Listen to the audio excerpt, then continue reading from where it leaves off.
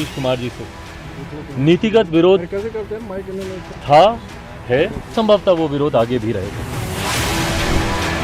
नीतीश कुमार ने पलटी मारकर बिहार की सियासत में नया भूचाल ला दिया है। एनडीए में शामिल होकर बीजेपी के साथ नई सरकार बना ली है। लेकिन नीतीश के एनडीए में जाने से बीजेपी के कई सहयोगी दल असहज हो गए हैं, जिनमें से एक है लोक जनशक्ति पार्टी रामविलास के अध्यक्ष चिराग पासवान, जिन्हें लेकर बिहार के सियासी गलियारे में हलचलें तेज है। नीतीश कुमार से चिराग कितने खफा रहते हैं ये तो जगजाहिर है। यहाँ तक कि एनडीए में नीतीश के शामिल होने के बाद चिराग ने चिंता जताई थी।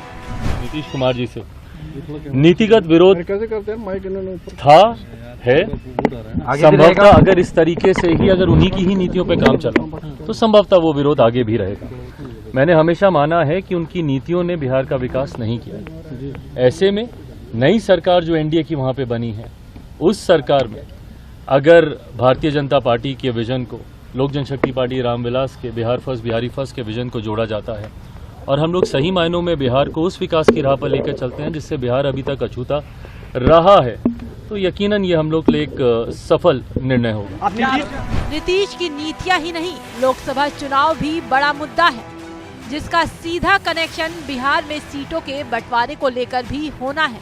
माना जा रहा था कि नीतीश के आने से पहले चिराग पासवान लोकसभा में 20 से ज्यादा सीटों पर दावेदारी पेश करने वाले थे, लेकिन उनके आने के बाद लोक जनशक्ति पार्टी रामविलास को कुछ नहीं बहुत सारी सीटों पर समझौता करना पड़ सकता है, क्योंकि एक बात तो तय है, नीतीश नहीं चाहेंगे कि चिराग को बहुत ज्यादा स्पेस दिया जाए, क्योंकि उनकी पसंद पशुपति पारस है। पशुपति पारस दिवंगत रामविलास पासवान के भाई हैं और चिराग के चाचा हैं। रामविलास पासवान के निधन के बाद चाचा भतीजे के बीच एलजेपी बढ़ गई है।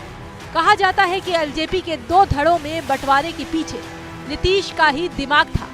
ऐसे में चिराग पासवान भी चिंतित नजर आ रहे हैं। ऐसे में चिराग की तेजस्वी से नजदीकियां बढ़ने की संभावनाएं तेज होती जा रही हैं। वैसे तो चिराग फिलहाल एनडीए के साथ ही रहने का दावा कर रहे हैं, लेकिन सियासत में कौन कब किसका दुश्मन या दोस्त बन जाए ये कहा नहीं जा सकता। और बीते दिनों बिहार की सियासत ने इसका बड़ा उदाहरण भी दे दिया है। चिराग ने कई बार कहा भी है कि दुश्मन का दुश्मन दोस्त होता है, और लालू की पार्टी आरजेडी अब नीतीश की विरोधी पार्टी है। ऐसे में सियासी गलियारों में चर्चा है कि चिराग ने फोन पर तेजस्वी से बात भी की है। ऐसे में संभावना जताई जा रही है कि दोनों के बीच कोई न कोई सियासी खिचड़ी जरूर पक रही है। बहरहाल कुछ महीनों में लोकसभा चुनाव होने वाले हैं। ऐसे में बिहार की सियासत का ऊंट किस करवट बैठने वाला है, कौन किसके साथ जाने वाला है, ये तो भविष्य के गर्भ में ही छिपा है।